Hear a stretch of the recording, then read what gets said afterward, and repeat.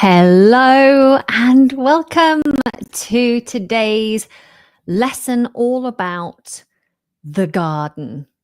So this is my second live this month. I'm excited to be here and talking about this topic with you.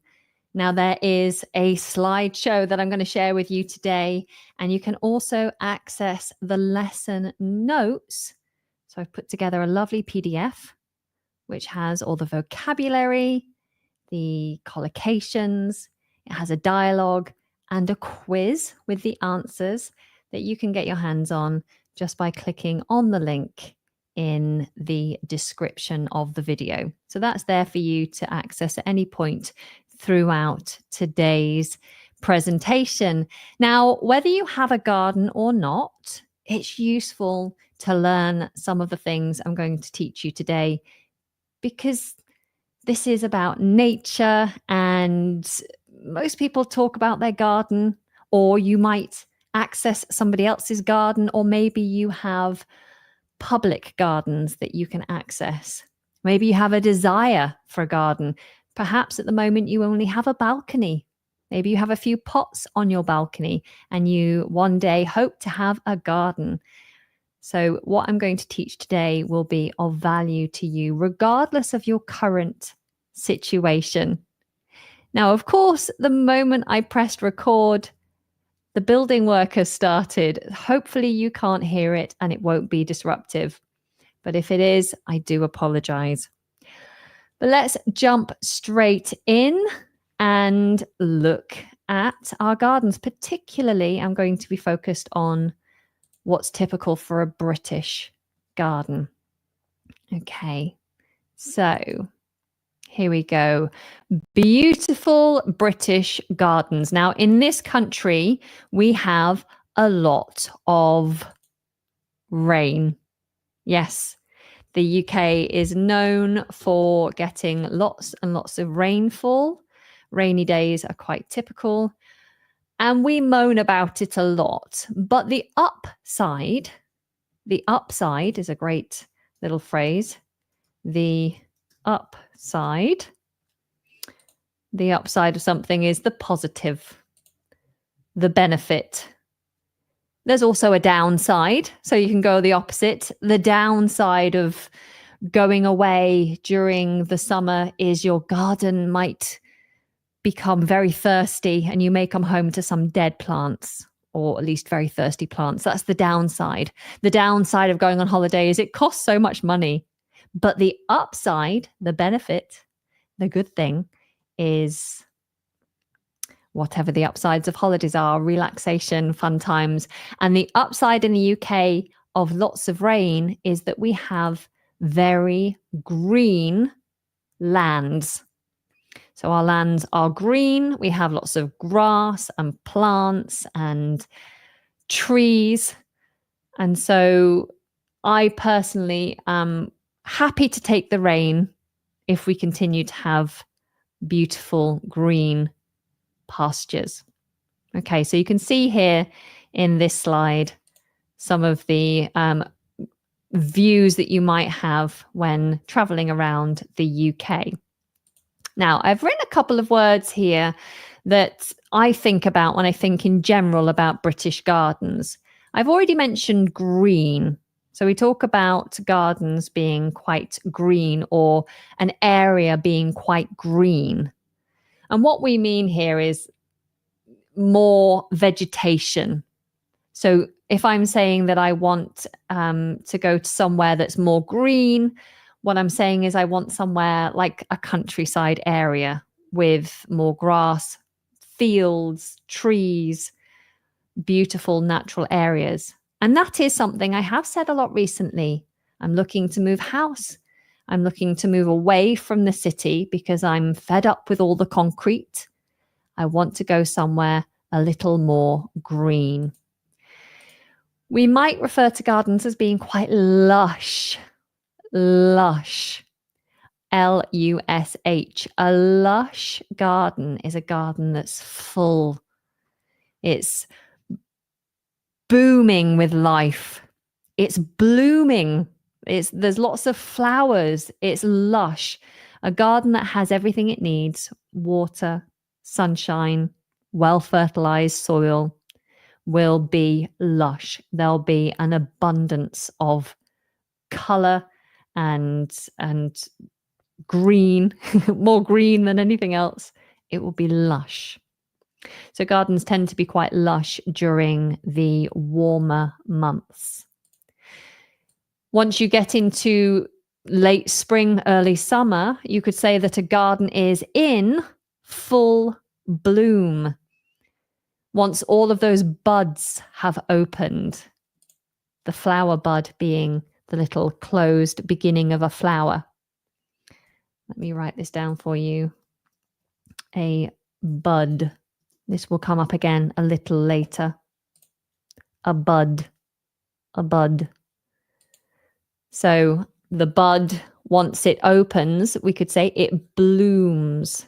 It blooms. We can use bloom to describe young people as well. So if a young person grows up to be clever and energetic and beautiful, you could say they've really bloomed. If they reach their potential, they've bloomed. So they've gone from being a child to being a fully grown adult who has fulfilled their what you expect of them. They have bloomed. Maybe they've surpassed it. They've bloomed. Okay. So if a garden is in full bloom, then it means all the flowers have opened up and it's looking lush. You could also say a garden's quite vibrant. This word is used to describe bright color. So lots of bright colors that you might see in a garden full of flowers. It's vibrant, rich, bold color. I like walking around some of the national gardens that we have here. There's a company called the National Trust. So if you ever come to the UK or if you're in the UK, if you have an opportunity to visit some National Trust gardens, then I highly recommend it because they are often quite vibrant. They're certainly lush and they are definitely green. And that's because they are usually well maintained. Well maintained. This means they're looked after. So someone goes out into the garden on a regular basis and does the necessary work to keep the garden looking lush. Okay, they are well maintained. And if it's full of flowers, certain flowers in particular have a very strong smell, like sweet peas can smell quite nice. Jasmine smells lovely. Even wisteria, roses. These flowers have a strong scent. So you could say that a garden is quite fragrant. It's quite fragrant. I love walking to school to pick up my children, as there are many gardens that have these very fragrant flowers growing at the front of the house in the front gardens. And it's lovely to walk down the street on a summer's day and pick up all these scents as I'm walking along. It's lovely. Okay, hello everyone. Thank you for jumping in and saying hi. It's lovely to have you here. So tell me, what is your current situation in terms of your garden? Do you have a garden? Is it big? Is it small? Do you spend much time in the garden? And what does your garden mean for you and your life? For me, the garden is like the second heart of the home. It's a very important aspect of my home. I spend many hours in the garden, mostly working, keeping the garden well maintained, but also enjoying time with my family. I have young children, and of course, children love to run and play. We would often have the paddling pool out. We have a slide in the garden. and we have like a climbing frame. So the garden is a chance for my children to let off steam. To let off steam, which is a set phrase that we have, an idiom, which means to release stress and tension or any built up energy. You let off steam. Children have lots of energy, and sometimes they really need to run around, especially if they've been told all day to sit still in their class at school. So they come home on a hot day and I let them out into the garden so they can let off steam. Sometimes we eat in the garden as well. It's lovely to go out and enjoy a meal in the fragrant garden, looking at the beautiful flowers, but also enjoying the wildlife aspect. Okay, so tell me what the garden means to you. To reduce stress, anxiety, and pressure, says Adnan. Thank you. You have a communal garden. That's great. If you have a communal garden, it means everyone chips in, everyone works together to maintain the garden. Oh no, Mo, you've paid all your money to the government in tax, so you don't have any money to travel to the UK. Oh, I know. Taxes are tough. I've just done my tax returns. I feel your pain. Okay, so let me know in the comments. I am reading as we go along. Let me know about your garden situation. Now, some gardens, unfortunately, are neglected. Sometimes we don't have an opportunity to get out and do anything in the garden. Maybe you work long hours and you just don't have the energy. Maybe you don't have the knowledge. You don't know where to start. You don't know what to do in the garden.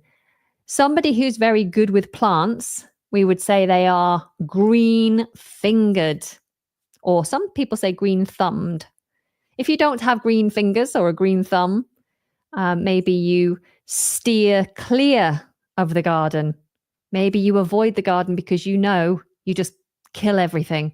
So you don't want to waste your time, money, and effort trying to make the garden nice because it's just a waste.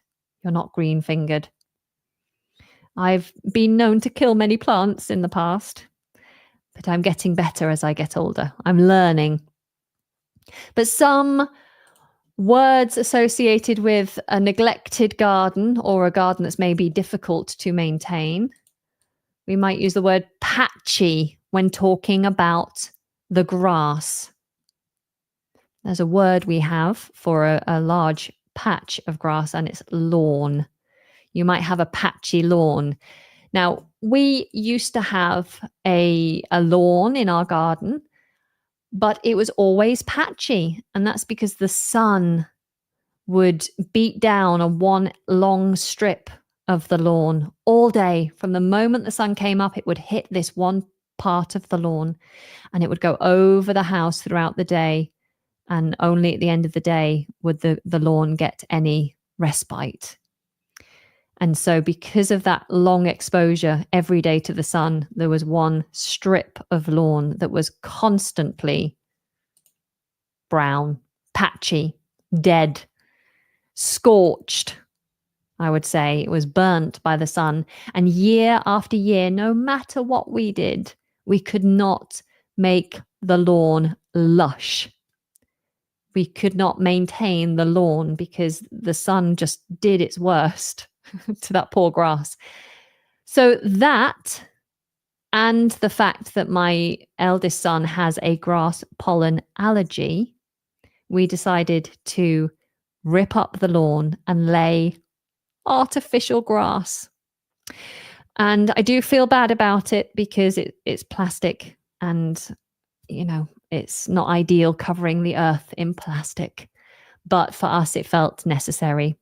We had a patchy lawn that we couldn't maintain, and my son is allergic to grass, so it made sense to have our little garden area changed for artificial grass. So patchy is what we would call a lawn or an area where there are patches of no grass. Or it might be quite overgrown. You'll see these bottom two pictures are quite overgrown. When everything grows tall and as not being well managed, not being maintained, it's overgrown. So it needs to be cut back. A lawn or an area where you would keep flowers might be full of weeds. Weeds are the unwanted flowers, the things that grow that you do not want. The weeds. Of course, it might be muddy if the lawn is patchy and there are areas of exposed earth and then it rains, it might become quite muddy. Two other ways to describe an overgrown garden is unkempt or untamed. Untamed. And if it's really overgrown, you could say it's like a jungle. Or generally, it's quite messy. This garden in the top corner here with the chair is quite messy, isn't it? A bit muddy, quite messy. Looks like there's an old beehive or beehive drawers there that have been abandoned. And it's obviously now full of weeds as well. So that's messy. Okay. So let me have a look at what you guys are saying. I do not have a garden, says Mohammed, but a couple of plants with flowers. Lovely. So you've got a couple of things to look after, but not too much. I like that. Not too much responsibility. I have quite a few house plants and obviously a garden as well. Many pots on the front of the house and at the back of the house. And so I feel like I'm constantly pottering around, watering and feeding and trimming these plants and spraying them to keep them alive. Monica, I used to have a huge vegetable garden as well as a flower bed and a fruit tree garden surrounding the entire plot. As a child, I hated weeding, but it was wonderful to have our vegetables and fruit. Yes, it's one of those things you enjoy the fruits of your labor. To enjoy the fruits of your labor. Is that a proverb? I think so. To enjoy the fruits of your labor is enjoying what is the outcome of your hard work. So looking after a garden is hard work, but you do enjoy the fruits of your labor, whether that's fresh fruit and vegetables that you get from your vegetable patch and your fruit trees, or whether it's just being able to sit in a beautiful garden surrounded by fragrant flowers and lush vegetation. And Monica, you go on to say, unfortunately, after my father died, we had to sell the house and now we all live in an apartment building. So as an adult, I miss greenery and a place to go outside and enjoy the garden. Yes, that is very sad. It's very hard to go from having a garden to then not having that outdoor space. It's tough. Adnab says, the best gardens in the UK are in Scotland. Yes, well, in Scotland, you have more extreme weather. And I think plants do quite well when they are toughened up. So you have stronger winds, you have colder winters, you have more rain. But the landscape in particular, the landscape in Scotland is gorgeous. It's stunning, breathtaking. So I would agree, there are many very beautiful areas and gardens to be seen in Scotland. Okay. Any more things to share? Daniela, hi. I have many succulent plants because they are very drought resistant. Yes, I've got a couple in the house and they do last very well, even if I forget to water them, which is good. Okay, let's carry on. So let's move on from neglected gardens and just very briefly mention the word yard. Yard. Notice I don't pronounce the R there. Yard.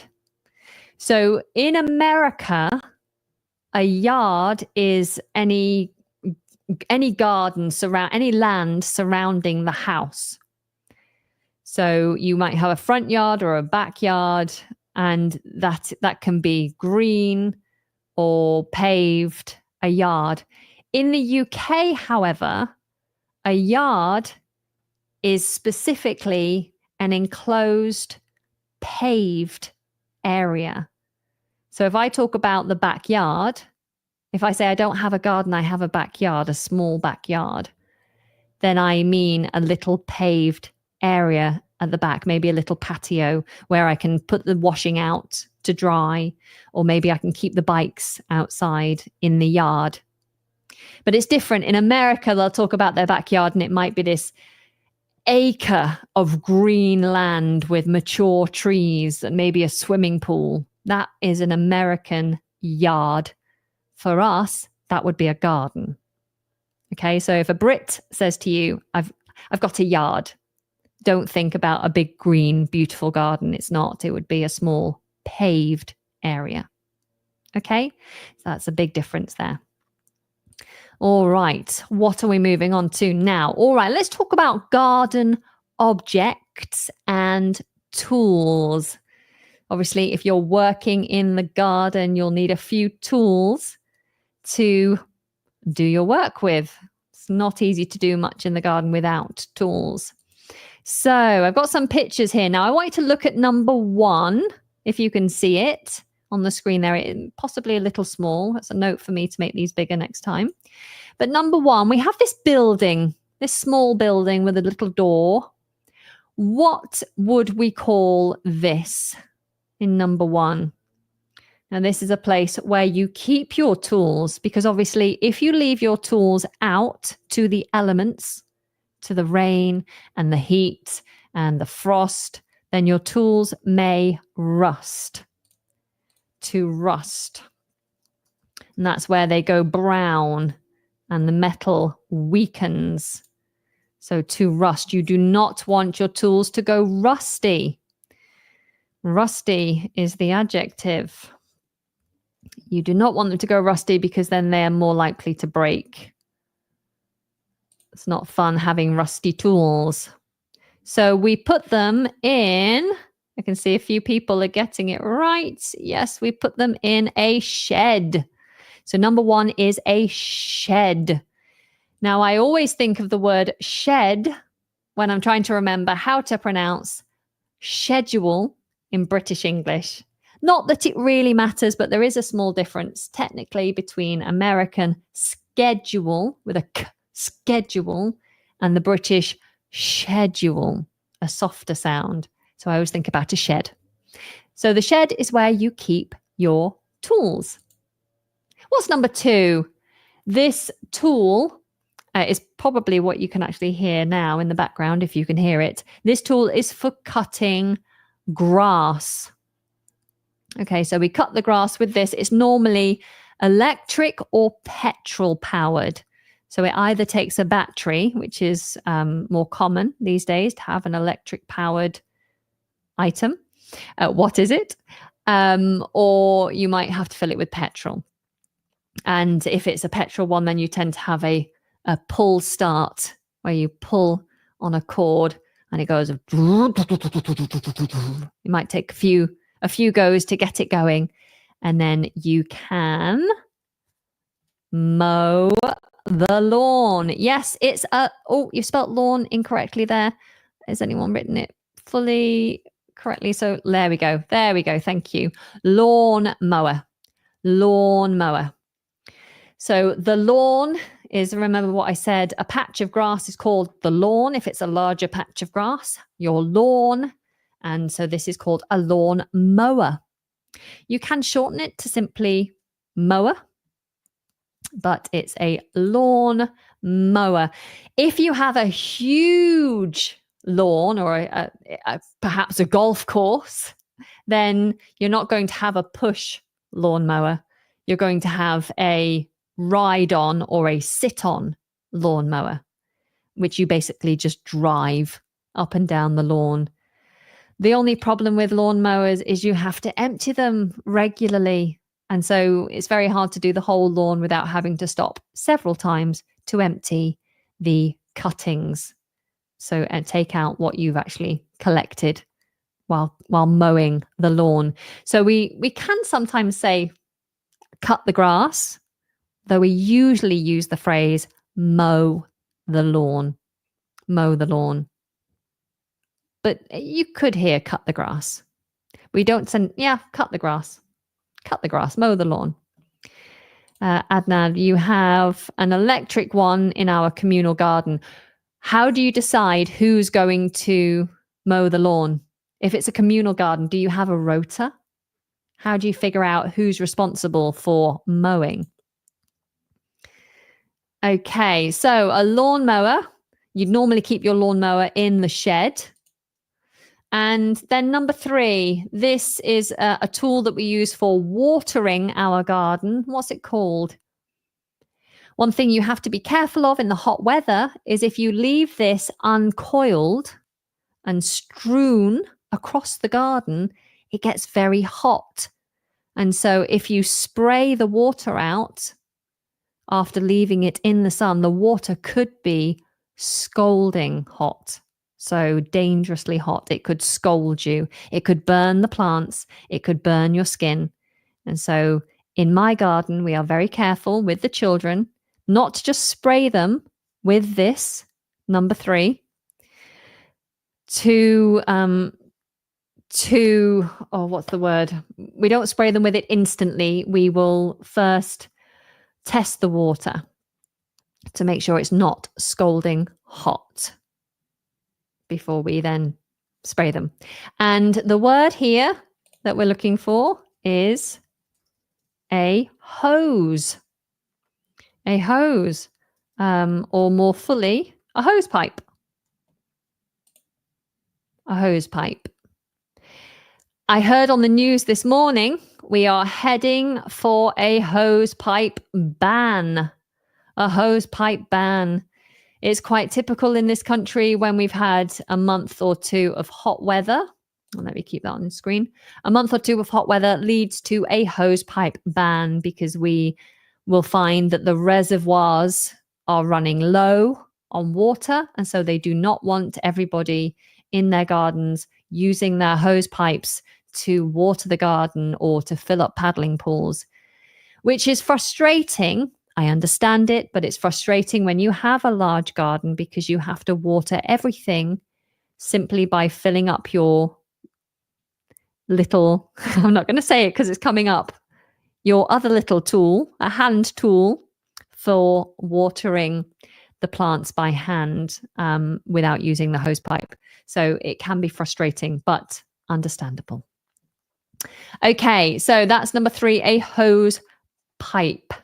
What is number 4? So this is a place where you put all of your food waste. And over time, this food waste will decompose. And with the help of little worms, it turns into lovely soil that can be used to spread around your garden. So what is this place called in your garden that you put all your waste food in? So Adnan, I'm looking for a different word.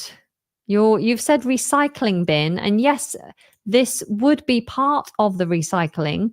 So that's like the umbrella term.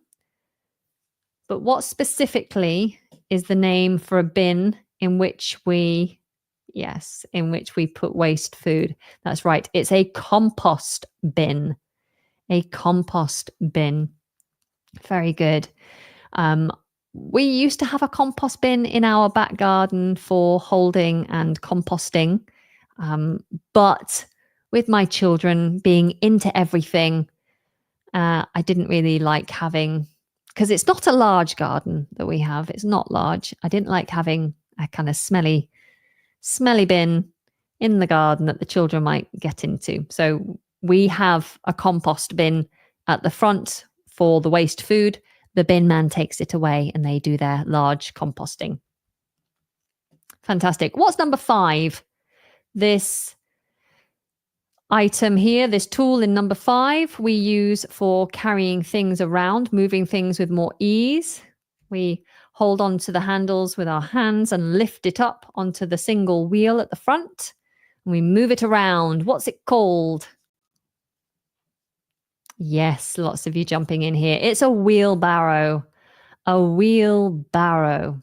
A wheelbarrow is good for moving things like soil, grass clippings, tools, or anything that's tricky to move by hand. You can make your life easier by using a wheelbarrow. Fantastic. Okay, what's happening over at number 6? What have we got here? This tool that's metal and it's got 4 prongs on the end. What is that? What do we call that? We use it for turning the soil. If the soil's become quite compacted and hard, you might need to break it up with this item, number 6. I don't know if you can see it well. Yes, a fork. But particularly, we have to call it a garden fork because, of course, we have forks in the kitchen as part of our cutlery for eating food. But this is a garden fork. So if I ask someone to bring me a fork and I'm in the garden, they would be, it would be understandable if they brought me a fork from the kitchen. And I'd say, no, that's no good. I need a garden fork. Bring me a garden fork. Fantastic. Now, actually, I don't have one of these. Danielle, you're saying a rake. Rake is, it looks similar as it has the kind of fingers. But a rake is used for the tool of raking. So pulling together leaves or debris off the lawn usually, or sometimes out of the soil. And that's a rake. A rake. This is a fork, which we use for turning soil or breaking up hard soil. Okay, what do we have at number 7? This is the object I said that we have to use when the hosepipe ban comes into effect. What's this called? That's right. Oh, there we go. Yeah, Oswald, you were in there first. A watering can. A watering can. Ours has not been in a shed. We don't have a shed. And our watering can has been exposed to the elements for the last few years. So unfortunately, hard plastic, when it's been in the sun, becomes quite brittle over time. And so our watering can, which is plastic, is starting to crack and become quite brittle. So I think I may need to replace it soon. Okay, so it's a watering can, not a sprinkler, Liliana. I will show you the difference soon. Okay, what's number 8? What's number 8? This is like a shed, but it's made of glass. And you don't really store tools specifically in this. This would be a good place to store tools, but it's specifically for helping plants to grow by protecting them from cold and frost and bugs. If you don't want young plants to be eaten by the slugs and the snails, you protect them in a greenhouse. Yes, a greenhouse. Now, glass house, it technically is a glass house. And one of the national gardens that I go to is called Wisley Gardens. It's down in Surrey. And they have a huge greenhouse. It's huge and it's full of tropical plants and cactuses and huge plants. And some of them need very, very warm, moist environments. And they call that the glass house. Maybe in America they would call this a glass house, but we tend to say greenhouse for these small glass houses. A greenhouse. Okay. All right, what's number 9? I'm particularly looking at the wooden frame. What do we call this? The wooden frame tends to be used for climbers. If you want plants to climb up high, they usually need something to support them. And you can use canes, so single bamboo canes, or you can make or get one of these frames, but there's a specific name for it. They're often good for masking a certain area of the garden.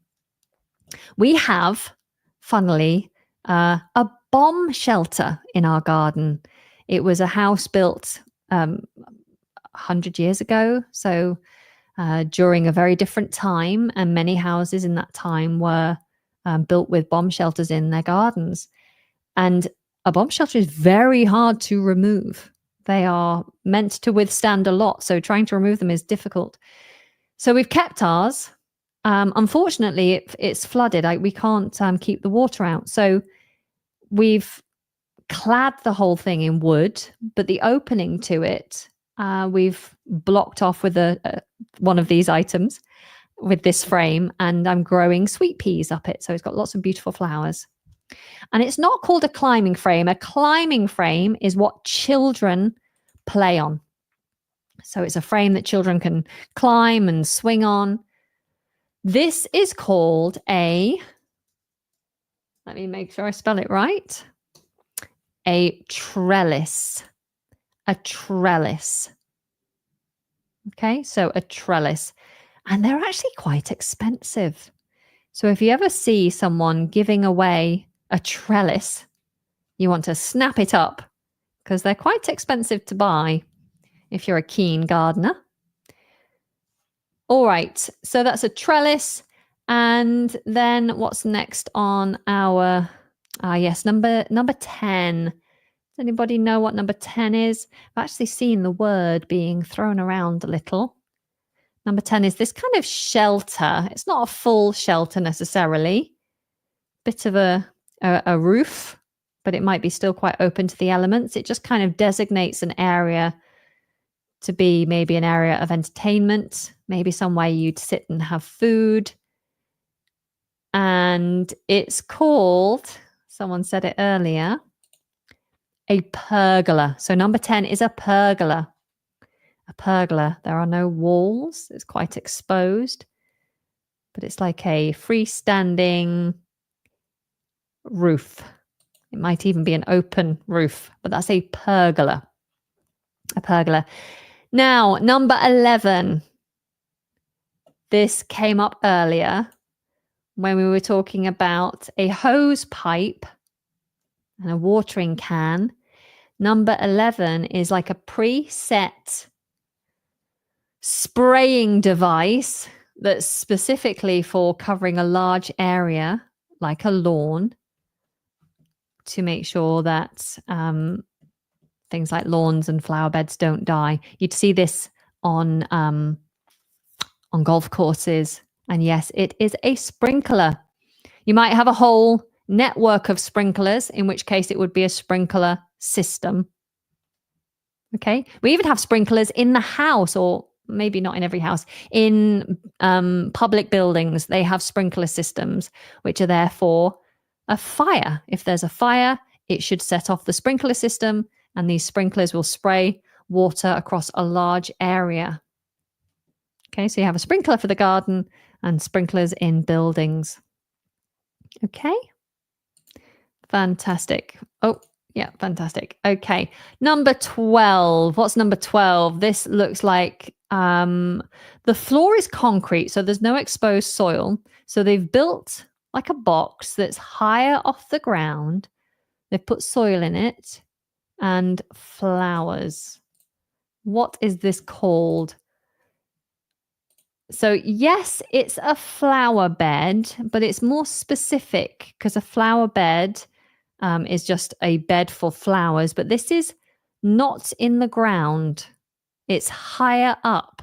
So this is called a raised bed, or you could say a raised flower bed.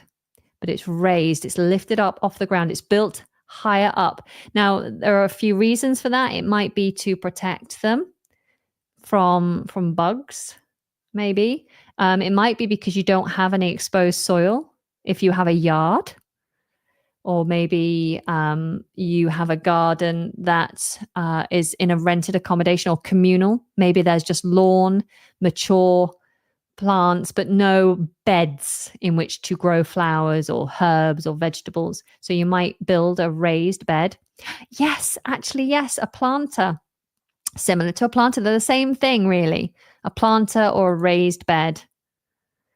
Okay, so this might also be because you've got a bad back and you can't bend down. So you might have a really high raised bed. Okay, or planter. Okay, we have a planter at the front of our house. It's quite deep and we use it for growing climbers in. Okay, and the final one. Now, what you're looking at here might be hard to see, but you're looking at a bird's eye view. So from high up in the sky, you're looking down on the earth. And this is a patch of land that's a specific area. So, for example, if you say to me, Anna, I want to buy a patch of land, and I say, here is a patch of land. You can see it's like a square. It's got a tree in the middle. What's the name that you would give to a patch of land? You could say patch of land, but there's a specific 4-letter word that we use for patch of land that maybe someone owns, or maybe they rent. An allotment, that's a good guess. An allotment is a specific area of land that's usually rented that someone can grow anything in. So you can rent land. There's usually a whole strip of land which is separated into smaller areas, and you can rent an area, an allotment, to grow your vegetables or to grow flowers.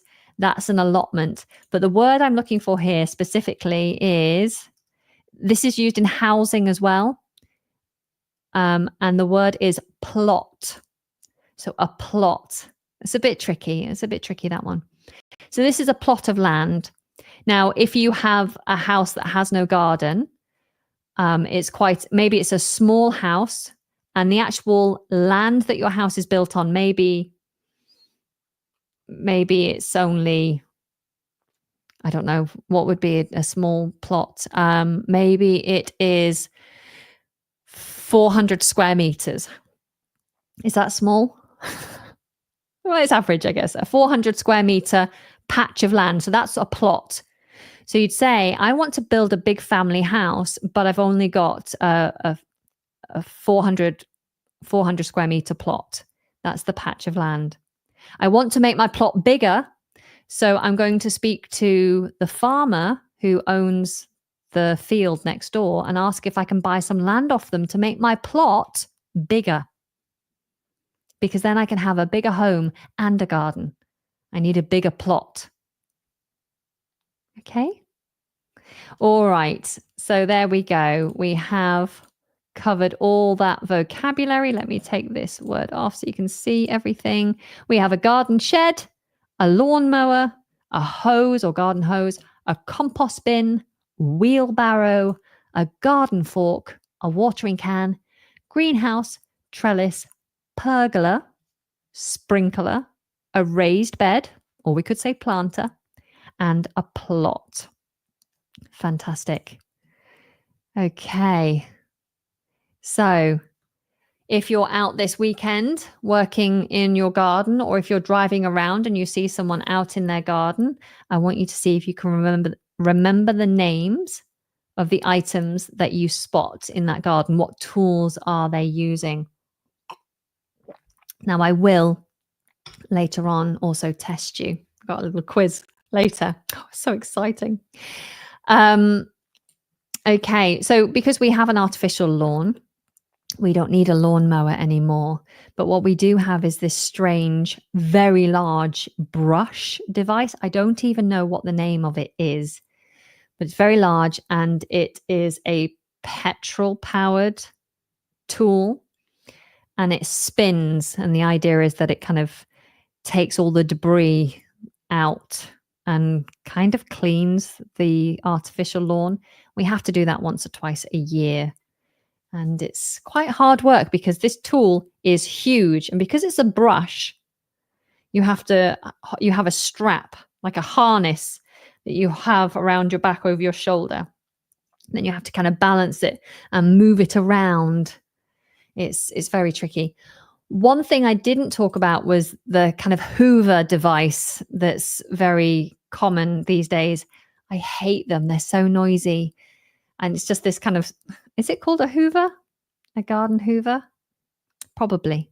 I don't actually know. If someone can look that up for me, a garden Hoover, it's just this huge hose that sucks into a bag, and it's used just to suck up debris and leaves and things. I prefer to use a rake to bring everything together by hand, and then use that if you have to suck everything up, because then it's not so noisy. It's only noisy for a short time. Okay, so let's move away from garden tools and move on to nature and plants. We've been here for how long? 45 minutes. I hope you're all enjoying this. All right, so I'm going to talk about what's specifically common in the UK. Hopefully it's something that you're familiar with in your country as well, but feel free to share with me. Okay, so what do we have here? Number one is very easy. We've talked about it a lot. It's this big patch of grass. Can you remember the name? And I love these stripes that they've got. We used to try and do that on our patch of grass when we had natural grass, and achieving nice straight stripes just looks lovely afterwards. Looks lush. What's the name for it? What's the name for this patch of grass? And then in number two, we're looking specifically at what's above the wall. So these are used for like the border of your property, or to separate areas. They're not trees, but they're tree-like. What are they called? Begins with an H. Anybody? Feel free to add your comments. And then in number three, I'm looking specifically at what the name is of this whole area where you would put flowers. What's the name of the area? So 1, 2, 3. Can you give me the answers to what 1, 2, and 3 represent? Okay, so number one is a lawn. Okay, a lawn. Number two, these large tree-like dividers are called hedges. Hedges, they're quite common here in the UK. Many people use hedges to mark the borders of their property, so around their gardens, often at the front as well as the back. We used to have hedges at the front of our house, but for security reasons, we actually took them out, because during the time that we had hedges, they were very high hedges, and it really obscured the view, so people couldn't really see the house or the drive. It made our house very private. But our car got stolen off our driveway, and if the hedges hadn't been there, then they would have been spotted by the neighbors. And so after that incident, we took out the hedges.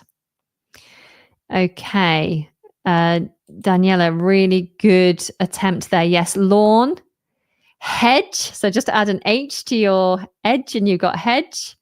And then the final one, number three, is a flower bed. Very good, a flower bed. Okay, now Liliana, you nearly got it right. You said fence, but a fence is specifically a border that is made of wood, or it could be metal. So wooden fences are also very common in the UK. Metal fences, don't see many metal fences because they're expensive. But there are some. Some people will go half and half. Not half and half with wood and metal. They go half and half with brick and metal. So you might have a brick wall halfway up and then metal railings above that. Okay, so lawn, number 1. Hedge, number 2. Flower beds, number 3.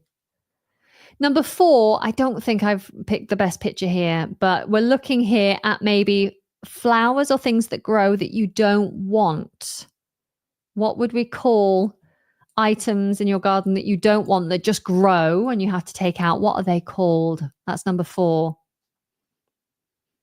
Number 5, again, maybe I didn't pick the best picture here, but these are very, in fact, maybe it's not even what I thought it was. Number 5 is supposed to represent a rose bush. Rose bushes are very common, but I'm looking at it now and thinking, actually, maybe that's not even a rose bush. Roses are very common in the UK. They obviously can be thorny, but they smell delightful. And when they are in bloom, they are beautiful flowers and they just have such a strong, beautiful scent. So roses are, some people have a whole rose garden. Do you have roses in your country? Are they a popular flower? Roses are also, they come in many colors, but they're also associated with love. So red roses are given on Valentine's Day as a sign of love. So that's number 5. Coming back to number 4, yes, weed. A weed is something that grows that you don't want. Okay, so we do have weeds in the garden. My sons at the moment are enjoying pulling out weeds and then replanting them in little boxes and then trying to keep the weeds alive because they like the little flowers that are sprouting out of the weeds. Okay, so number 4, weeds. Number 5, rose bush. If you can see in number 6, there's this kind of green climber. Do you know what this is called? A green climber. This can cause a lot of damage if you let it grow too much, if it gets out of hand. It's a 3-letter word and it really clings on to the fences or to the walls. They can grow up and all over the house. They can get in between the bricks. They can really damage buildings. They can kill trees. Yes, Daniela, sorry. It's ivy. Ivy. There's a house not far from where I live that is covered in ivy. It literally it encompasses the whole house. It's all up the chimney stacks, over the roof. You can see it's pulling the guttering apart. It's even up the tree that's close to the house, and you can see it's strangling the tree. It weakens the structures, and it's very dangerous if you let it get out of hand. Okay, so that's number 6. Number 7 is something that we enjoy in the spring. What is this? And it grows, it's specific on certain fruit trees. What word beginning with B would you use to describe what you're looking at in number 7? Beautiful, beautiful flowers that we don't see for very long. So when they do come out in the spring, you have to try and enjoy it as much as possible. And then they fall, and even the petals when they fall are beautiful, and you want to collect them up and take them home, but then of course they decompose. It's not bloom. Well, you could say that any flower is a bloom, so we can refer to any flower as a bloom. But this specifically, not bud. A bud is any flower that's closed, is a bud. Blossom, that's what I'm looking for. Yes, blossom is the flower, and you find them on a blossom tree. I would think that one that's pink is probably a cherry blossom. We also have apple blossom. We have 2 cherry trees in our garden. One is ornamental and one is a fruit cherry. So we get actual cherries on it. Although this year we thought we had a really good harvest this year. There were so many cherries and they were beautiful. And then we took them into the kitchen, washed them and cut them open, and they were full of maggots. Oh, the fruit flies had got to them before we could. And so we returned the fruit to the garden and let the animals and the bugs have them. So yes, blossom is something that we all enjoy in the spring. And many streets will have blossom trees lining the streets. So some streets that you walk down in the spring, just beautiful, especially as the blossom falls. Japan is famous for their cherry blossom trees. Number 8 is another spring associated bloom. What is number 8? It begins with D. Here we have the variety that has white petals with yellow interior, but often they are all yellow. Yes, Danila, I think you're an expert here. Daffodils. Daffodils. They come up from bulbs and they come up year after year. So what you plant into the ground with these is a bulb. It's like a rounded, almost looks like an onion. And this is true of many of these flowers that come back again and again. You put the bulbs into the soil and they lay dormant. So they sleep, they're dormant. And then as soon as they feel the warmth of the sun and a little rain, they start to flower. And then they die off. And then next year, if you leave the bulbs in the soil, they will probably bloom again and again. With some of them, it's useful to dig up the bulbs when they've finished flowering, clean them off and store them, maybe in your shed or greenhouse, to keep them dry and stop them rotting, and then plant them again in the late winter, early spring. Okay, yes, they are a symbol of Easter and spring. Okay, so what's number 9 then? This is something that you would also see late spring, early summer. My partner is obsessed with these flowers because they are so vibrant. Do you know what they're called? They begin with T. They begin with T. Do you know what this flower is? Yes, there we go. Tulips. Tulips. If you go to Hampton Court Palace in the early summer, late spring, then they will have fields full of tulips. I don't think tulips are native to this country. I think they were brought over here a very long time ago. I want to say from Norway. I can't quite remember. History is not my strong point, but tulips is correct. So we have number 7, blossom, number 8, daffodils, number 9, tulips. What's number 10? What's number 10? These beautiful, they're shorter flowers, and they come in a variety of colors. They almost look like they've got little faces on them. It reminds me of Alice in Wonderland, if you saw that Disney film. And their tulips are not tulips. They're not tulips. I nearly said the word. I'm glad I got it wrong. They're not tulips. These little flowers had featured in Alice in Wonderland, and they had little faces and they were talking. What are they called? It begins with P. Do you know what they are? They don't last very long. They don't come back year after year. You have to buy them fresh and plant them in. They are pansies. Yes, a pansy. That's right. I wrote the plural. Yes, pansy, pansies. Fantastic. Okay, so the Netherlands, Lisa's telling me the Netherlands is where the tulips famously come from. Thank you for correcting me on that. I appreciate your input. Okay, so We have the flowers covered. We have the roses at number 5, blossom number 7, 8 daffodils, 9 tulips, 10 pansies. These are the most common flowers you will see around the UK. Next, oh, there's one more actually that I don't think I've got on the list. No, and it's a daisy. Daisies and dandelions. But daisies you'll see in flower beds, but also on lawns, wild, spread across grass and fields. Daisies, they grow everywhere. They're beautiful. And children, I don't know if they still do, but when I was a child, we would collect daisies and make daisy chains. So little chains that would hang around our neck. A necklace of flowers. A daisy.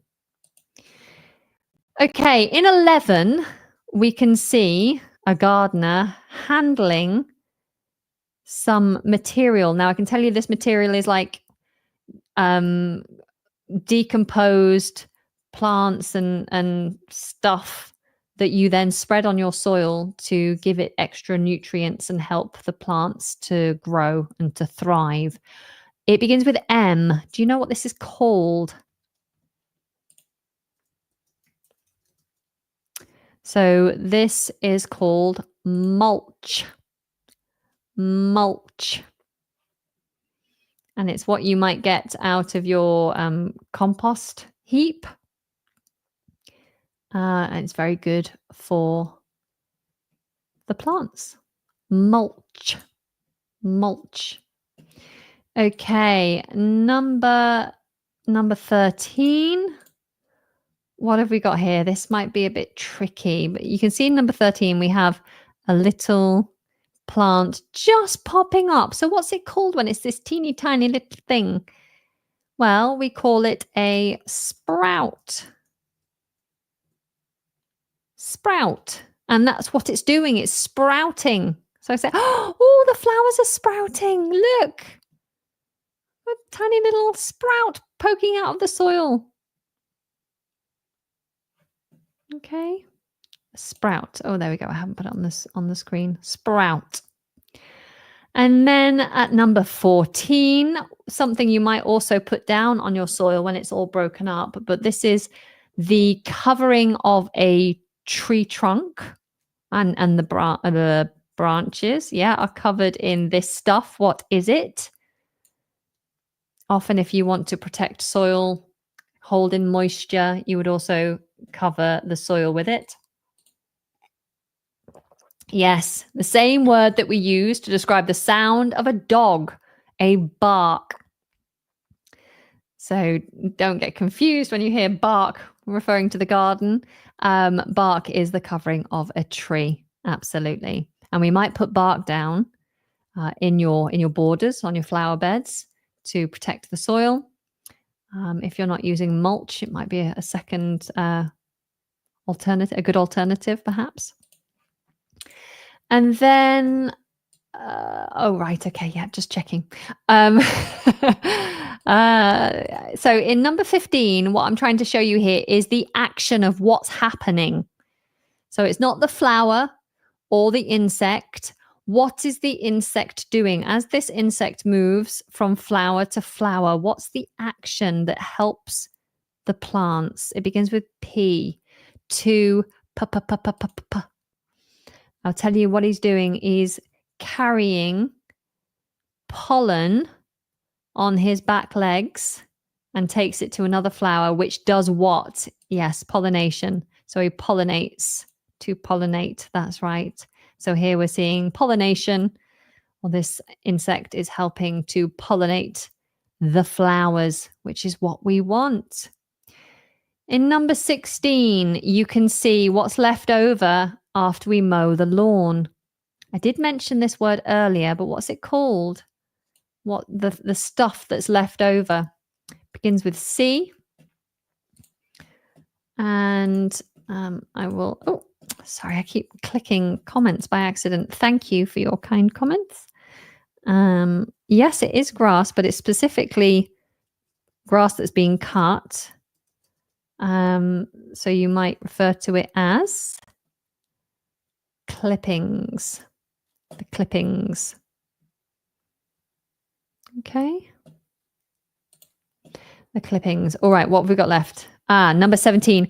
The action of removing flowers that have gone past their best. They've bloomed and now they're starting to die and rot.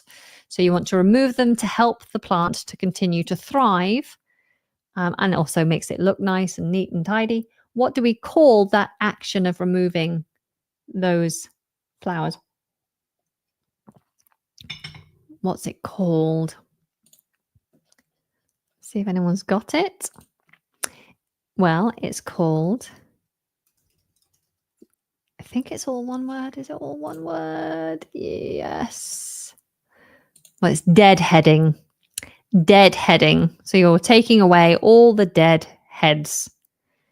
You don't want to cut too deeply into the flower, so you just take away the dead head, allowing the rest of the bush or the plant to thrive. So you could say to deadhead. Pruning is it does overlap. I'll just put this on the screen. So deadheading and pruning, it does overlap, but pruning could be just cutting something back. For example, I've got a very, I don't know the name of the plant, but I've got a very large green bush basically that started as quite a small little thing and now it's huge. It's bigger than me and it's stopping all the other plants in that flower bed from getting any sunlight. And I'm sure it's taking all the water and the nutrients from that raised bed. So I need to prune that bush now to keep it under control. There's no dead heads on it. So I'm not deadheading, I'm pruning. But then if I'm coming to my rose bush, which has also grown quite large and it's got some dead rose heads on it, then I'll prune it, but I'm also deadheading. Okay, so they are associated. It's the same sort of action, but one is specifically about removing dead flowers, whereas the other one is more about shaping and taming something that's grown. What's number 18? These are smaller parts of a tree. Begins with a T. But what are these? My sons like to collect these, use them as pens to draw in the mud. They are sticks. Yes, they are sticks, but the smaller ones have a more specific name. If they're small, they begin with T. What are they? Because a stick can be quite large. I used to walk dogs, and this one Labrador would try to bring these huge sticks back from our walk. And he'd try to get these huge sticks that literally were longer than me. So I don't know, they're maybe 2 meters wide, long, 2 meters long. And he'd try to get these sticks into my car. And he wouldn't understand why he couldn't get into the car with the stick because it was just bashing against the edges of my boot. I'm like, mate, that stick is way too big. That's right. A tiny, very small stick is called a twig. A twig. So at the moment we have, it's very unusual. In the UK, in London, we have a large population of green parrots. I think they were introduced by accident to the area and they thrive here. They're thriving. So we have parrots that fly overhead, which is so unusual here. It's not the kind of bird you expect to see in the UK. Wild. And the parrots and the pigeons like to sit in the trees in our garden, and they're removing all the leaves and the fruit off the top of these trees. And because of that, lots of twigs are getting knocked. I think maybe the tree is dying, so it's becoming a bit brittle. So we often have lots of twigs on the lawn at the end of the day. And so every day I'm picking up twigs. Okay, and finally, when you have a young plant like this, it's sprouted, and now it's a fully fledged young thing. It was possibly turned into a tree. This begins with S. What is number 19? It is a sapling. A sapling. I don't know if this word is specific for trees or if a sapling is any plant. Something I need to check actually. But this is definitely a tree, a young tree. Once it's sprouted up and it's become established, then you have a sapling. And the sapling then needs to go into a bigger pot or to be planted out and to start to take outside. Okay. If something takes, then it becomes established. It becomes firm and secure where it is in its environment. So you want it to take and not die from shock. So a sapling is a more established plant. Possibly it may just be trees. I didn't check that detail. But yes, once it's sprouted, becomes established as a sapling, then you think about transferring it outside. Perhaps you'd start in a greenhouse. Protect it if it's early spring because you might still have a frost. And then eventually you put it into the flower bed. Okay, so wow, we covered a lot there. Let's have a look. What did we cover? Lawn, a hedge, a flower bed, unwanted weeds, a rose bush, ivy, blossom, daffodils, tulips, pansies, mulch. Oh, hang on a minute. I missed number 12. Nobody told me I missed number 12. Okay, number 12 is a rockery. A rockery is an area where there's lots of rocks and pebbles, but you have some kind of drought-resistant plants growing in among the rocks. They can be quite beautiful. That display is a rockery. So you have flower beds and you have rockeries. I can't believe I missed that one. Sprout. So a flower will sprout. You have a tiny sprout. Sometimes you eat bean sprouts in your salad or in your stir fry. So teeny tiny little things. Bark, which is the covering of a tree, but you can also lay it in your flower beds. The action of pollinating. Grass clippings. Deadheading, removing dead heads from flowers and plants. Twigs, the tiny sticks, twigs, and a sapling, a well-established baby plant. Okay, let me see where we're up to. Fantastic. Yeah, I guess they are quite complicated if you're new to lots of this vocabulary. Don't worry about memorizing everything. Remember, I have put together a PDF containing all of this for you, and you can get hold of that with the link in the description. So that's there for free for you. But just take away what is relevant to you. So if you didn't know the word flower bed before, and you often grow tulips, but you didn't know the English word for it, then now you do. Hold on to those words, but don't worry about the other words if they're not relevant. If you don't have a lawnmower or a lawn, maybe don't worry about those words. Okay? All right. So, do you still have energy for more? Because I have got more if you want more. The next thing on the list, and this is a much smaller list, is to talk about what I love, and that's the creatures and wildlife. Now, one item I don't have on this particular list is foxes. In the south of England, foxes are really common in the urban areas, urban foxes. So they live in our gardens, they hang out on our streets. You will see them in broad daylight. I remember being at the park with the children one day, and the park was full of kids, and these little foxes were wandering around among the children.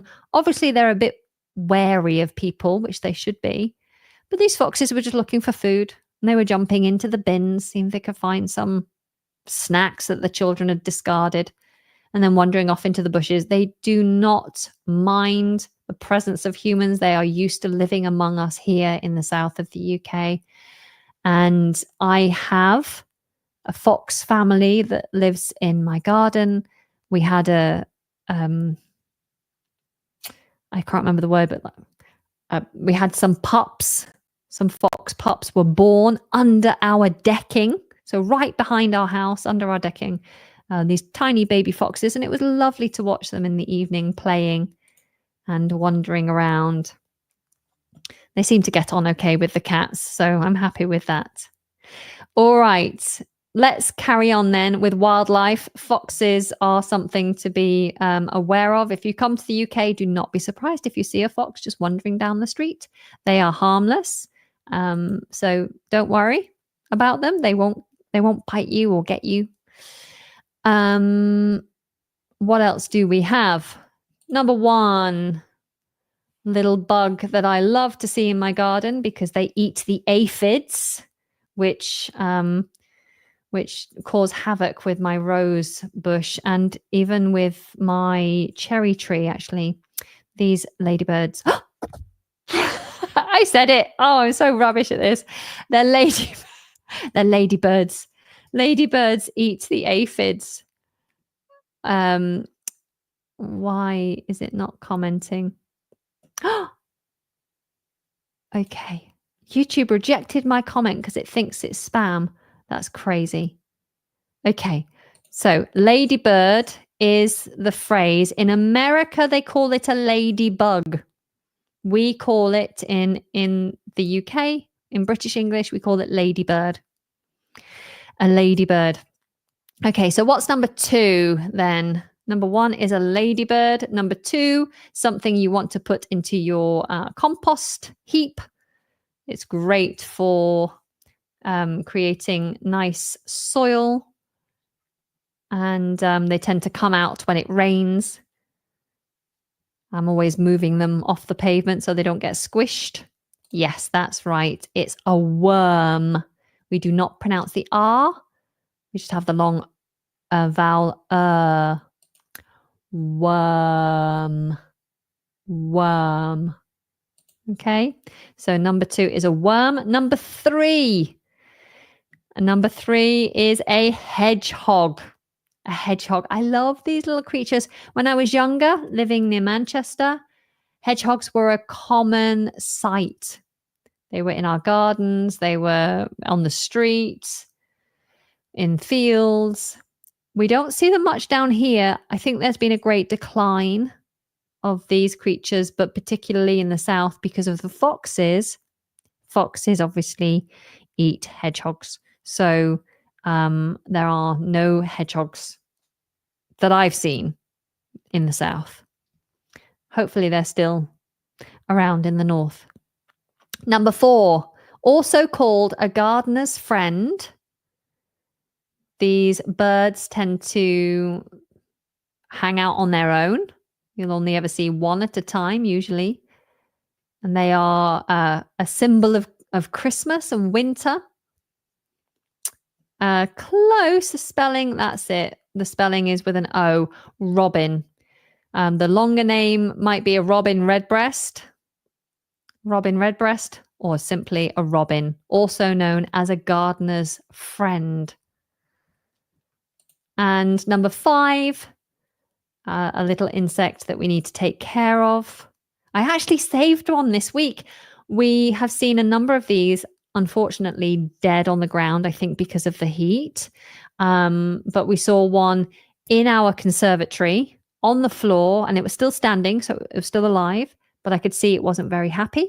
So I got a little teaspoon with some water, and I put a tiny bit of honey on it and mixed it with the water.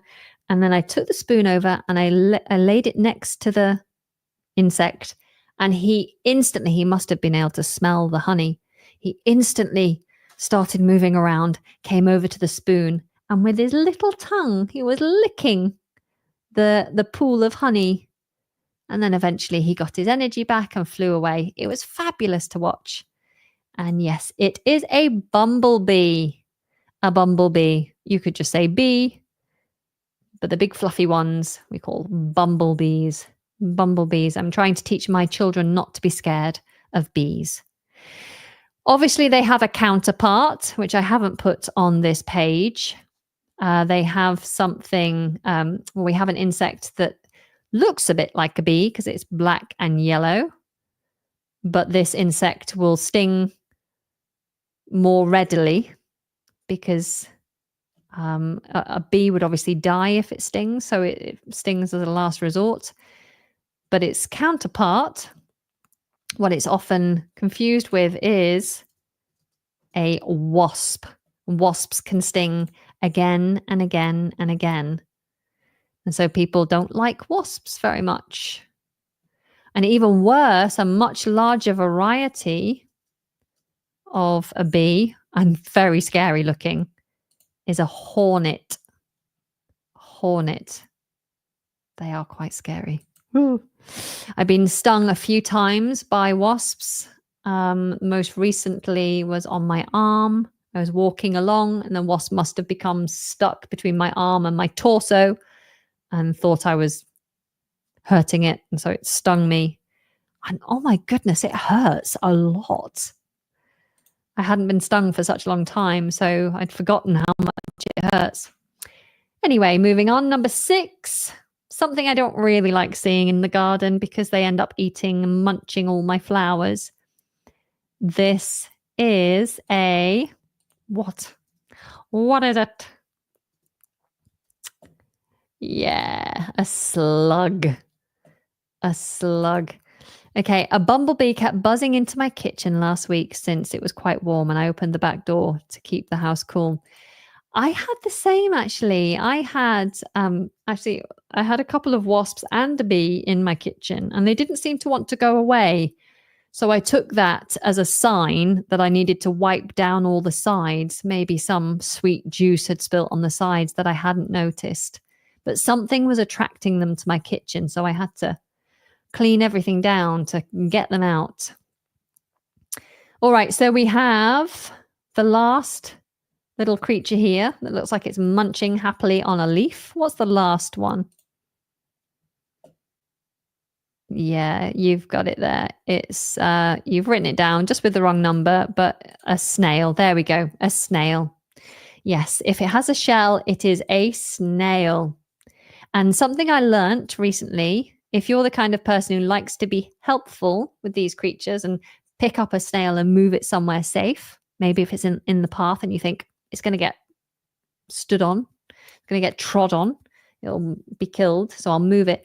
If you pull them up too quick, it can actually really hurt their skin. That they have a membrane that helps them to stick a little. And if you lift them up, you can rip it and hurt them. So if you give them a little tap on their shell, like a tick, tick, hello, I'm going to move you. What they'll do is they'll retract and lift their membrane, their skin off the floor, detach as it were, and then you can lift them safely and not hurt them. So I've taught my children to give a little knock before they move a snail so it doesn't hurt them. You can tell. I was the kind of child that saved all the bugs and animals. I'm the kind of person who puts spiders out rather than kill them. Some people think I'm silly, but we're all different, aren't we? Okay, so yes, that's what we have. We have a ladybird, a worm, a hedgehog, a robin, a bumblebee, a slug, and a snail. Very common sights in an English garden. Okay, so what comes next? Cultural elements. All right, here's where the fun starts. What are these very odd ornaments in number 1? Many people have ornaments in their garden, something that might decorate the garden, maybe beautiful big statues. We have a statue of a lady, like a Greek-looking statue in our garden. I also have a statue of a dog in the garden. But these little ornaments are quite common in people's gardens, and they are called gnomes, spelt with a silent G. So number 1, I've taken it off. You can't see it there. Number 1 is a gnome. A gnome with a silent G. And then number 2, if you're having a party, garden parties are becoming more popular in the UK, particularly as we have longer, warmer weather. We might put up these little flags, but they're not called flags when they're decorations like this. It's called bunting. So you can put bunting up in the house, of course, but it's often the done thing to put bunting up in the garden to act as decoration for some sort of celebration. Bunting. Then in number 3, what you're seeing there is paving slabs. But when paving slabs go down, we call this area a patio. A patio. So a little area that's paved within a garden, a patio. Many houses will have a patio directly next to the house. And then beyond that, you might have lawn and flower beds. And that's usually the area where you have your chairs or your table. And you can sit and have your coffee, your breakfast out in the garden, or a nice drink in the evening. And on your patio, you might place number 4. What's this called? Not the food that's on it, but the cooking device that cooks the food outdoors. Quite common on a hot day. Some people take these down to the beach. And it's represented by 3 letters. It is, there we go, a barbecue, a BBQ. We pretty much always spell it BBQ. It's a barbecue.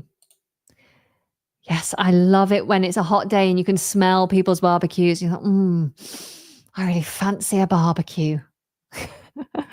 And then I just go home and realize my kitchen is right next to my garden, so I can just cook food inside and take it out.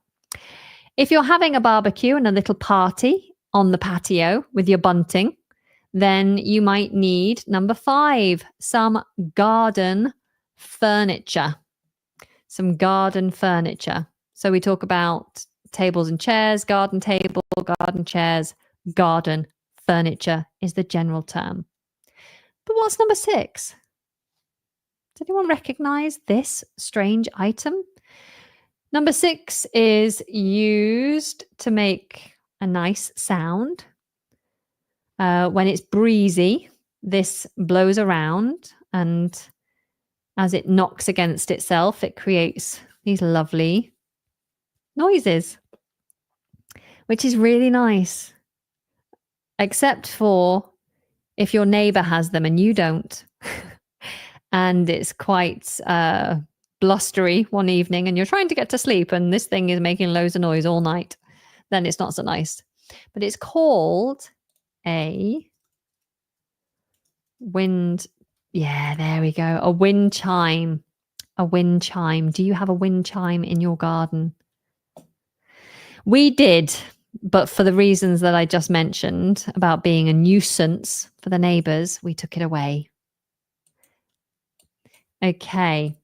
Oh my gosh, we've been here for nearly 90 minutes. Nearly 90 minutes. If you are enjoying your time with me, if you found this useful in any way, we still have more to go. But if you're enjoying it, please click the like button or give a little love heart if you can.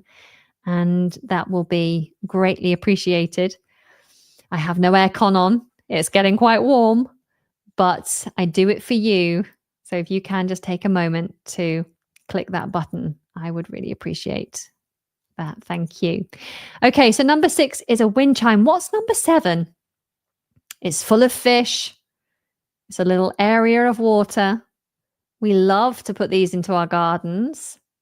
I have one in my garden, although I drained it. If you listen to my podcast, you'll know why. That's right, Mihail. It's a pond. A pond. I love a pond in the garden. Any kind of water feature is nice, but a pond is nice, especially if you have frogs in the local area.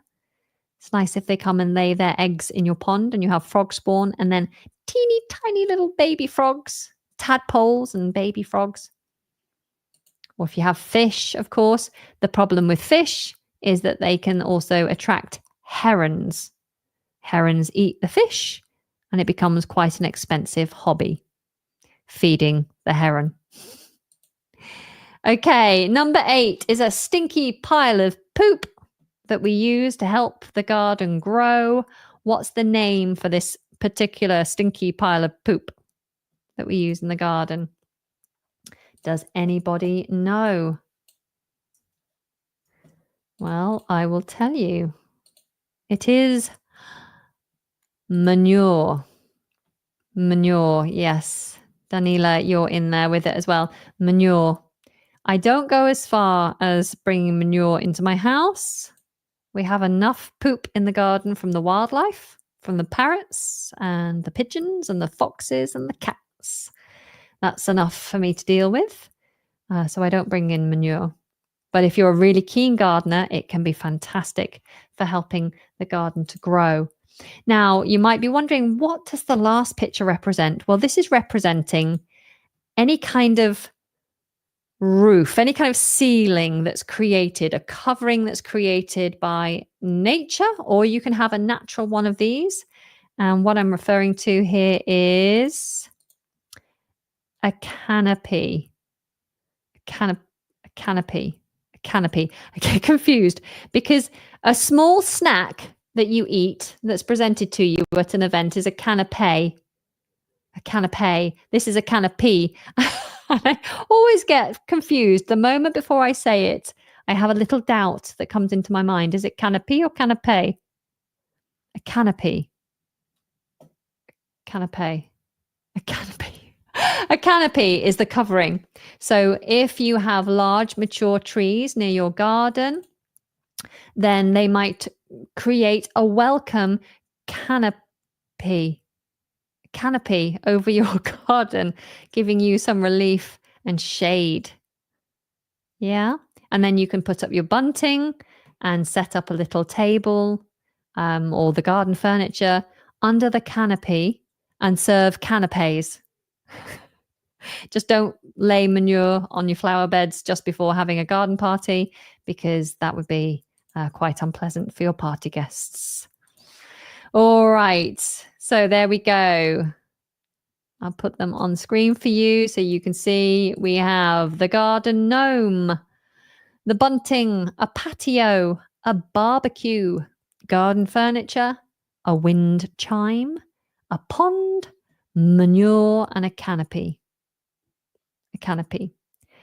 Okay, so I wanted to just cover with you some collocations or collections of words, idioms that you might use. The first is something we talked about a lot, and it is to mow the lawn. I'm sorry, I can't make this much bigger. Let me put it up here. So to mow the lawn is that action of cutting the grass. So we would say mow the lawn much more often than cut the grass. Okay. We pull up weeds. So you could do the weeding, but you pull up weeds. Now, there's an idiom that we use, which is to plant a seed. Now, if you're literally putting a seed in soil, you are planting a seed. But you can also plant a seed of doubt.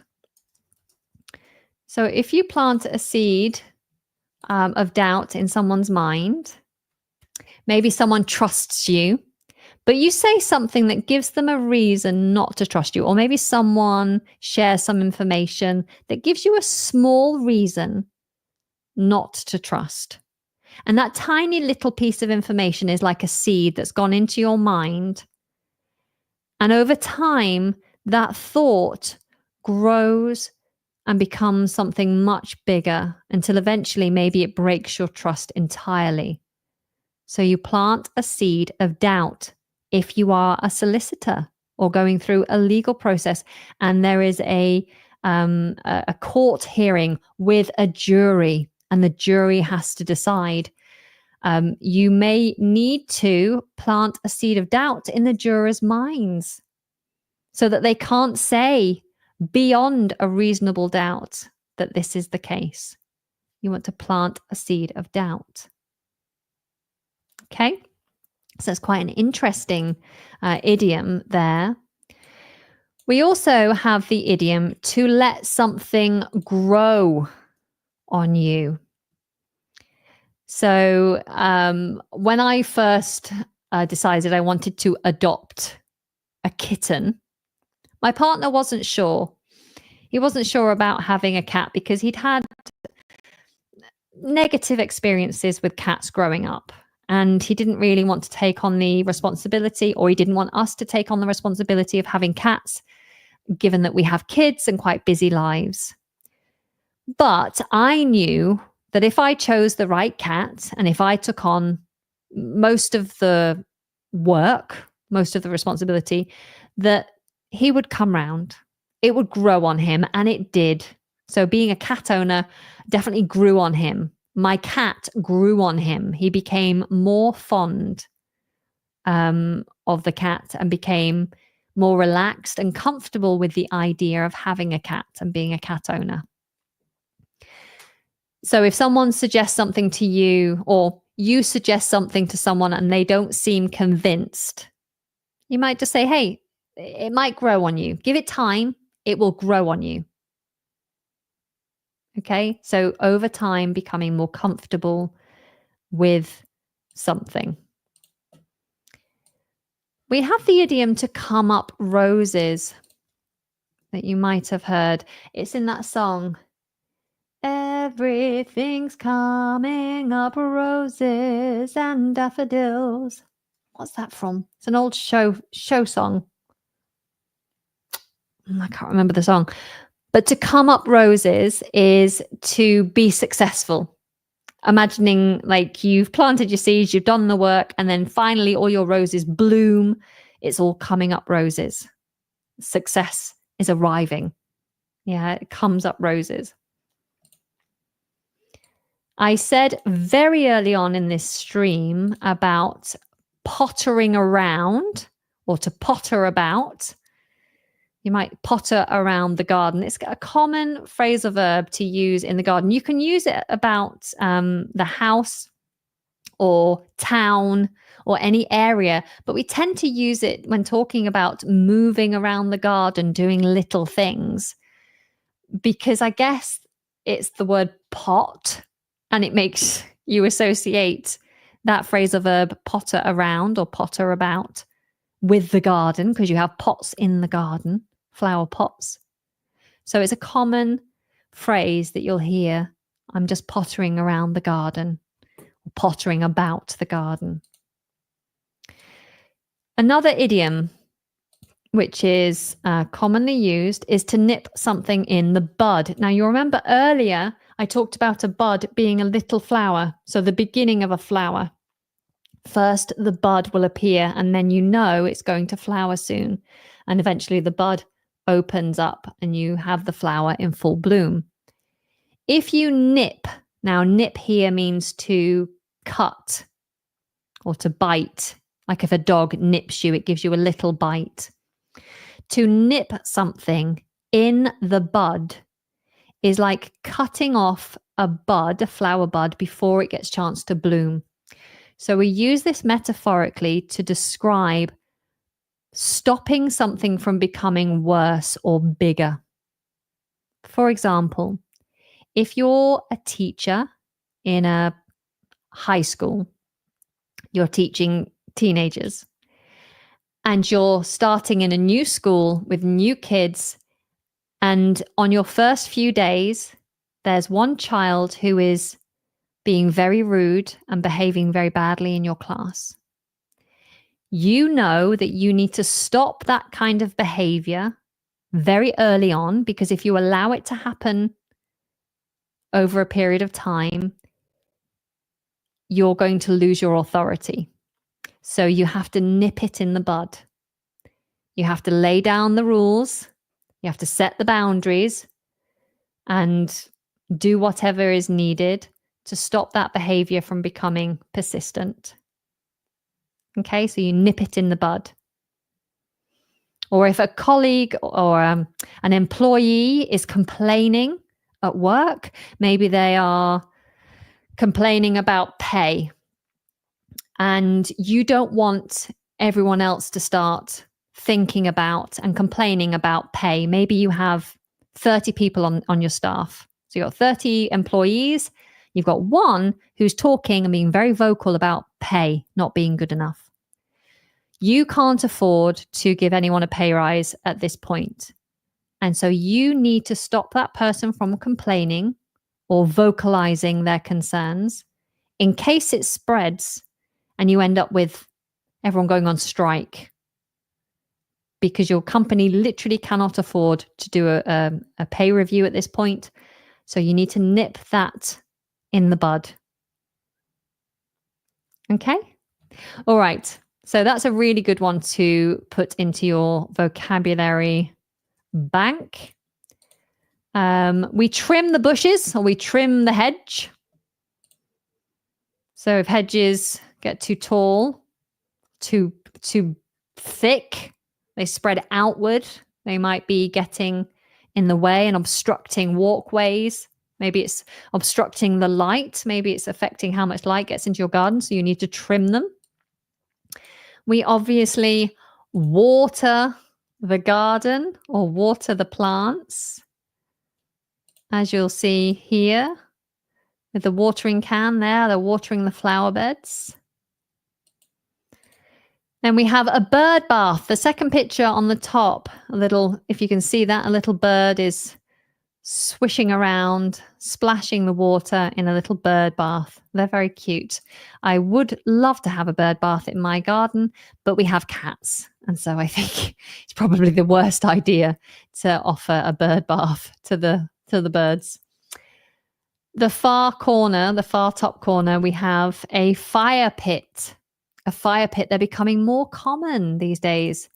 I think because we have longer, warmer summers, people are opting to have a fire pit so they can use them for toasting marshmallows and having social time in their garden, sitting around a fire. We lead someone up the garden path. Oh, this is a good idiom. To lead someone up the garden path. This means to deceive someone. But it tends to suggest like a lengthy, what's the word? A lengthy deception. For example, when I was scammed recently, someone took over my Facebook page and it was really upsetting. We were talking for months in advance of this happening. They'd reached out to me. They were pretending to want to do a collaboration, to do a Christmas event together. And we even did a Skype call, a Zoom call together. And they were really good with their details. They really had a good backstory and they knew what they were talking about. They'd done their research. And I was like, this is a legit creator. They want to do a collaboration. This is wonderful. It's a great idea. And we had all this interaction. They led me up this path to build trust. And then they struck. They had deceived me the whole time. And eventually they hacked me. Luckily, I was able to regain control, but it was very upsetting. It's not nice to be led up the garden path, so to be deceived. The grass is always greener on the other side. This is a proverb that is actually commonly used. We tend to shorten it. You might say, you might be complaining about something you have and talking about how good someone else has got it. And then you might say, well, the grass is always greener, I guess. So we tend to shorten it to the grass is always greener. But the full proverb is the grass is always greener on the other side. And it means that we tend to look at other people's lot, whatever they have, and think that it's better than what you have. So literally, it's like looking at someone else's garden over the fence and thinking their grass is greener than mine. But in reality, if you go over to their garden, you'll see it's just a trick of the sun. Actually, their grass is the same color as your grass, but it looks better from a distance. So the grass is always greener means it always seems that other people have things better, but it's not necessarily true. Okay, so it's a reminder not to take things at face value, not to assume just from appearance that things are better for somebody else. There's the phrase to put down roots. To put down roots, this means to settle or to become established somewhere. So if you're somebody who moves around a lot, maybe every few months, maybe once a year, you move to a new country or a new city, and now you're ready to settle somewhere, to be in one place, have a family, get to know the community, you're putting down roots, just like a tree. Once a tree's roots are in deep, you can't move that tree. You put down roots. Okay. And the last one here, this is fun. Not fun, not good, but it's a fun idiom, to dig up some dirt. So if you dig up dirt on someone, it means that you look for maybe damaging information. So gossip, for example, if you look at gossip magazines, magazines that just write about things that are inappropriate or unkind about people in the public eye. They're digging up dirt. They're finding the bad and negative things to share on public figures. Okay. One reason why I would never want to be in politics is because I feel like politicians are always in the firing line. People are always trying to dig up dirt on the politicians and their families and their past, and it's always being brought up. And I don't like that. Digging up dirt. Has anyone ever dug up dirt on you in any kind of social environment? Okay, how long have we been here? Nearly 2 hours. We've got a quiz now. You'll be glad to know. A slight change. Don't forget that I have a PDF for you. If you can't stay for the full time, you can grab the PDF, or if you've arrived late, you can grab the PDF to cover everything we've covered so far. So much. And if you're not following, if you're not subscribed to this channel, please subscribe, because I plan to go live a lot. And if you like joining me live, then being a follower and turning on notifications is exactly the thing to do if you want to be notified. Okay. All right. So are you ready for the quiz? Let's do this. What do you use a wheelbarrow for in the garden? A, cutting the grass. B, carrying soil or tools. C, trimming hedges. Hang on a minute. Why does that say question 2? Have I mixed up my slides? I have. Sorry, my slides are in the wrong order, but don't worry. It doesn't make a difference. What do we use a wheelbarrow for? Oh, my voice. Talking for 2 hours straight. I did a live just before this as well for my private students. And my voice is obviously getting a bit tired. Yes, many of you are jumping in with the right answer, B. We use a wheelbarrow for carrying soil and or tools or clippings. All right, next question or next quiz. Which word doesn't belong? So in A, which word doesn't belong in this group? Worm, slug, robin, shed. Which word is the odd one there? Which word in A is the wrong word? What's odd? A worm, a slug, a robin, or shed? Yes, Monica, a shed doesn't belong because that's a little building in the garden, whereas a robin, slug, and worm are all wildlife. They belong to the wildlife category, whereas a shed is a little building, a little outbuilding. B, what's the odd one out? A tulip, a daffodil, weeds, a hose. What's the odd one out? What's the odd one out here?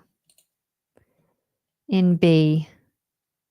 Yes, a hose is the odd one out. The others are plants. A hose is a tool. Tulip, And daffodils are flowers, and weeds, of course, are little plants that grow that we don't want, but a hose is a tool. What about C? What's the odd one out here? A wind chime, bunting, a wheelbarrow, a gnome. This might be a little bit more tricky. What's the odd one out? Mihail, there's no getting past you.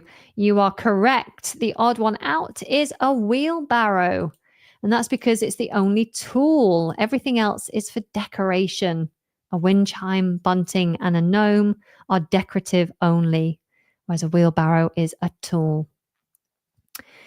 Number 3, which of these is a flower? Snail, tulip, or compost bin? Oh, these are too easy. Too easy.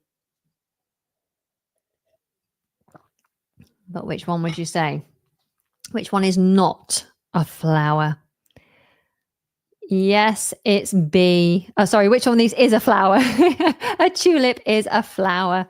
Obviously, a snail is a creature, and a compost bin is a thing for composting. 4, what's a shed usually used for? Growing vegetables, hosting barbecues, or storing tools and equipment? What's it usually used for? Usually. Yes, you guys are jumping in with the right answer. C, for storing tools and equipment. Absolutely right there. Fantastic. Okay, number 5. What does it mean to pull up weeds? Is it A, removing unwanted plants? Is it to rake the leaves? Or is it to plant more flowers? Which one? What does it mean to pull up weeds? Yeah, nice and easy. It means to remove unwanted plants. Pull up weeds. 6, what's the difference between a snail and a slug? Is it A, snails are insects and slugs are mammals? Is it B, snails have shells, slugs don't? Or is it C, slugs are poisonous, snails aren't? Which is the right answer? Yeah, B, snails have shells and slugs don't. And while we're on this page, I just want to show you this item on the left here, not the flower pot, but the little image on the other side. Do you know what this is? These are becoming quite common in people's gardens and kind of nature reserve areas. It's this like little thing with a roof and bamboo and holes and a little netted area. What is it? Like a little house. Does anyone know what the name of this thing and what the purpose is? Any ideas? I'm going to write it down now. And if it doesn't come up in the comments, I will tell you. It is a bug hotel. This is called a bug hotel. It's a little home that's put out to help bugs to have a place that's safe to do what they need to do, to lay their eggs and have a little safe, warm space to live. So it's a bug hotel. And these are found actually, I've seen them in people's, I dropped my pen.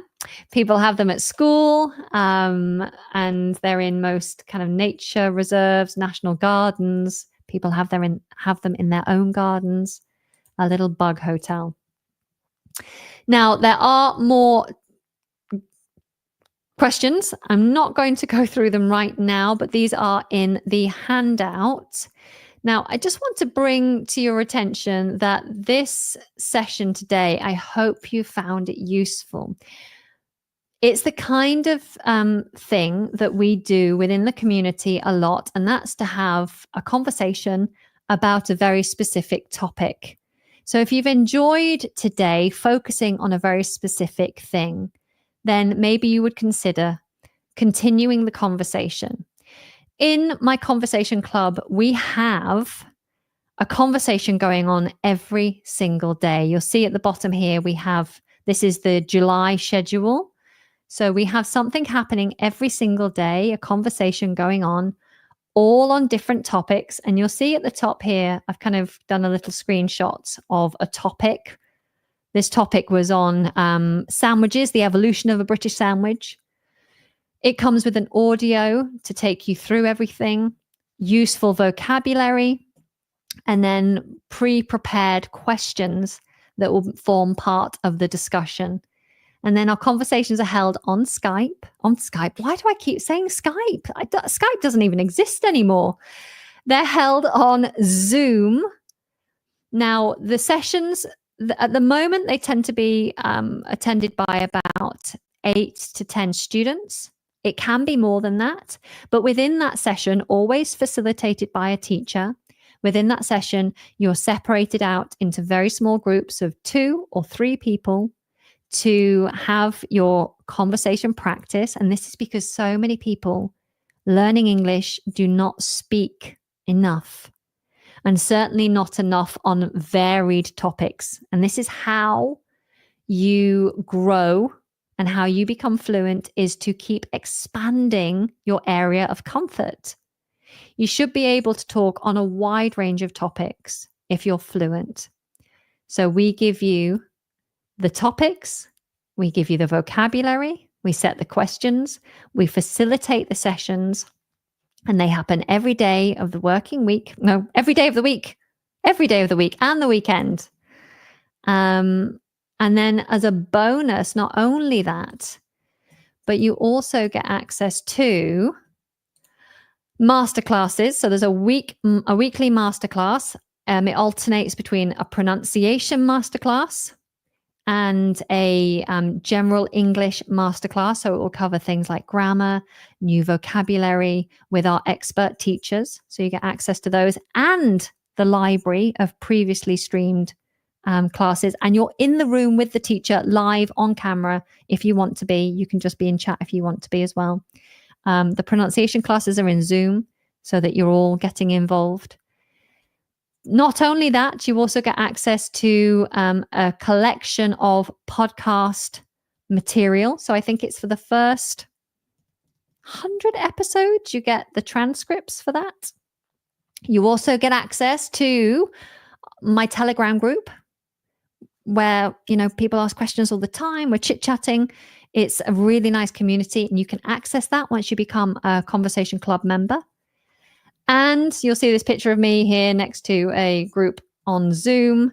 That represents the monthly Q&A. So I jump on a Zoom call, which I did this morning, with any students who are part of the club or the fluency program.